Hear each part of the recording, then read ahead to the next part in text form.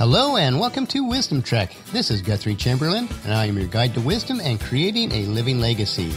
Thank you for joining us for our 7-day-a-week, 7 Minutes of Wisdom podcast. This is day 90 of our trek. Yesterday, we continued to explore our trails on how to make wise decisions, where we stopped at waypoints 3 through 6 along the path. Today, we will finish our trail as we explore waypoints number 7 through 10. We are recording our podcast from our studios at the Big House in Marietta, Ohio. Today, we spent much of the day on site with one of our clients in Marietta, as we do each month. We also continued with our client work and training as we learned the nuances of social media promotions, podcasting, and more in-depth on an online business model. It is a fascinating and challenging business model, as it is still very much in its infancy stages. Just as a child grows and learns rapidly, so is online content marketing. While this segment is not new, with the explosion and the use of internet-enabled smartphones on a global level, this market segment is erupting in like manner. Most of us, though, as humans, are resistant and hesitant to change as we are comfortable with our habits that we have formed over our life. Habits can be both good or bad. One good habit that we want to foster in our lives is that of wise decision-making. As with any skill in life, making wise decisions comes with practice and experience.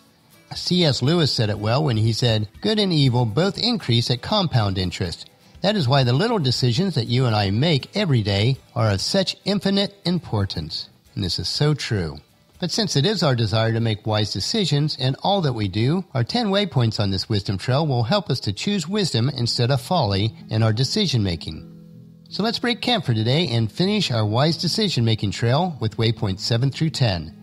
Because of my faith walk, I will base these discussions of decision-making on biblical principle. As we come to waypoint number 7, we ask ourselves, have I honestly considered the warning signs? When we desire to make a particular decision, we tend to highlight the benefits and minimize the potential bad outcomes. Making wise decisions require that we are honest with our advisors and ourselves. Take into consideration all the good advice that you have solicited from others. If those advisors have your best interest at heart, then their advice must be considered. Proverbs 10:17 puts it this way, "People who accept discipline are on the pathway of life, but those who ignore correction go astray." Proverbs 6:25, "There's a path before each person that seems right, but it ends in death." And then Proverbs 27:6, "Wounds from a sincere friend are better than the many kisses from an enemy." Some points to consider at waypoint number 7. First, don't think that you are an exception to the rule. There are certain principles in life that are true for all persons.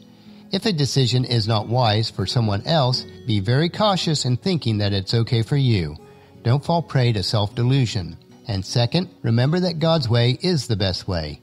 If there are warning signs, then no amount of justification will make that decision right. It is one thing to take a chance, quite another to be stupid. Sometimes there is a fine line between the two. Which brings us to waypoint number 8. Have I considered the possible outcomes for my course of action? When making decisions, especially major ones, it is best to make a list of all possible outcomes from this decision. Write them down with the potential benefits on one side and the potential negatives on the other. And don't forget to take into account the lost opportunities that will result as a side effect of this decision. For instance, if the decision involves a monetary purchase, you will need to consider what other items you will not be able to purchase because of this decision. No decision is made in a vacuum. If you are saying yes to one choice, by default, you are saying no to something else. In the scripture that supports this, Proverbs 14:1, it says, "A wise woman builds her home, but a foolish woman tears it down with her own hands." Proverbs 14:15, "Only simpletons believe everything they're told. The prudent carefully consider their steps." And then Proverbs 27:12, "A prudent person foresees danger and takes precautions. The simpleton goes blindly on and suffers its consequences." Some points to consider at waypoint number 8. First, take into consideration all information that will be impacted by this decision. Don't rationalize your desires. Second, assess a potential risk. There are negative potential outcomes for every decision made. Yes to one decision means no to another. And third, have a contingency plan. If everything just went wrong based on the decision made, what are your plans that will allow you to survive this decision? Which brings us to waypoint number 9. Could this decision jeopardize my integrity or hinder my witness for the Lord? Never make a decision that has the potential to hurt your reputation, hinder your integrity, or to destroy your character. There's nothing in life that is worth obtaining if it will tarnish who you are as a person, especially as a person of faith.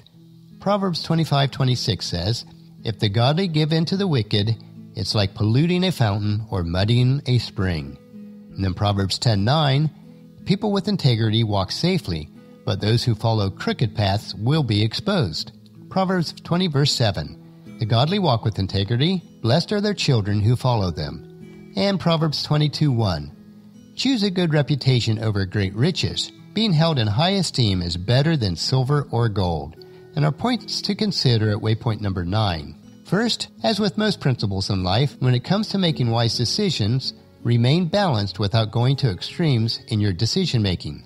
Second, make sure that you do not make any decisions that would soil your reputation. Would you want this decision to be published on the front page of the local newspaper or a social media post? And third, do not keep records of wrongs committed by others. It will have a negative impact on the wise decisions that you need to make. And this brings us to our last waypoint. Waypoint number 10. Is there a better option that would allow me to have a greater impact for God's kingdom?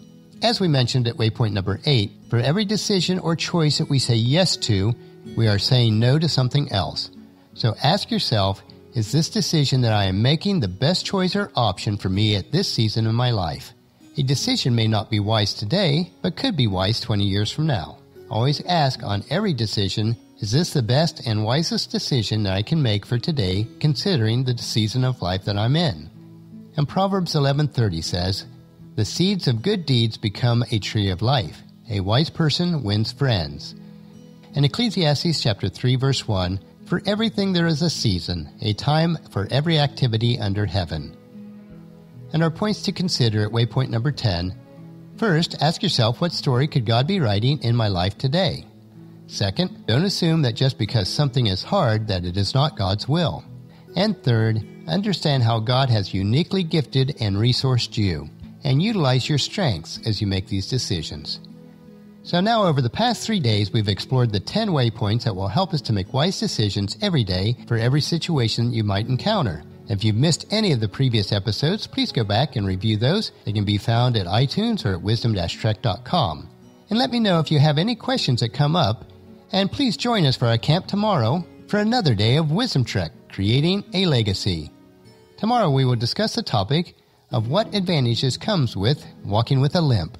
Well, that will finish our podcast for today. If you've missed any of the previous podcasts, please check out Wisdom Trek on iTunes, Stitcher, SoundCloud, Spreaker, YouTube, or at wisdom-trek.com. If you enjoy our daily doses of wisdom, these little nuggets we consume each day, I encourage you to take the time to invest in yourself in these 3 ways. Invest with your time in improving Wisdom Trek by leaving your name, email address, and a comment on our website so that we can provide you with the wisdom and insights that best fit your needs. Number 2, invest in yourself by listening to your 7 minutes of wisdom through the Wisdom Trek podcast each day. And the best way to do this is to subscribe at iTunes or Stitcher and have it downloaded to you automatically. And third, invest in the lives of others by sharing with your family and friends, in person or online, to journey with us on our Wisdom Trek. And if you haven't done so already, please leave us a rating at iTunes or Stitcher so that we'll gain more exposure for others to join us on our Wisdom Trek. The journal for this podcast can be found at wisdom-trek.com, where we also have pictures, tweetable quotes, wisdom nuggets, and free resources. Thank you for allowing me to be your guide, mentor, but most importantly, your friend, as I serve you through the Wisdom Trek podcast and journal each day. As we take this trek together, let us always live abundantly or fully, love unconditionally, listen intentionally, learn continuously, lend to others generously, lead with integrity, and leave a living legacy each day. This is Guthrie Chamberlain reminding you to keep moving forward, enjoy your journey, and create a great day every day. See you tomorrow.